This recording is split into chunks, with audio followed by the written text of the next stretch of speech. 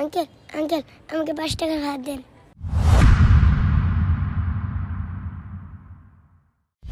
এই আলমগীর, জি মহাজন। তাড়াতাড়ি এদিকে আয়।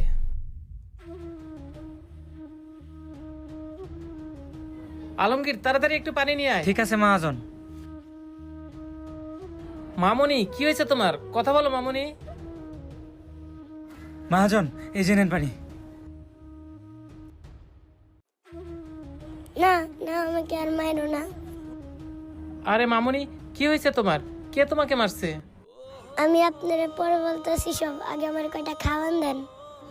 আলমগীর, তুই যা, তাড়াতাড়ি 1 প্লেট খাবার নিয়ে আয়। আর মামুনি, তুমি এইখানে বসো।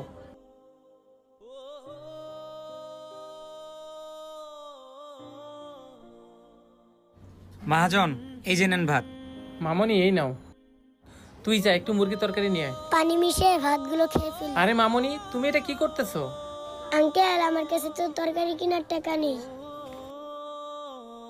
তাই তো আমি পানি মিশিয়ে পান্তা ভাত করে খাইতেছি।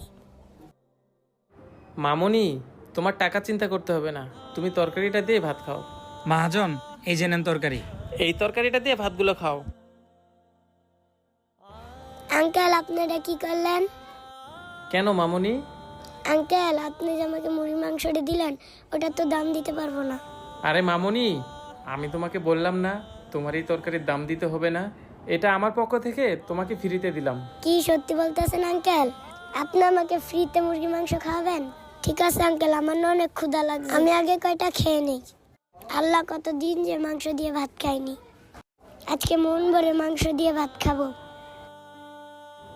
আহারে, মেয়েটাকে দেখে মনে হচ্ছে অনেকদিন যাবৎ ভালো মন্দ খায় না।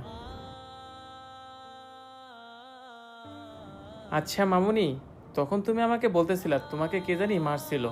আসলে তোমাকে কে মারছিল আমাকে একটু খুলে বলো তো। আঙ্কেল আঙ্কেল, আমার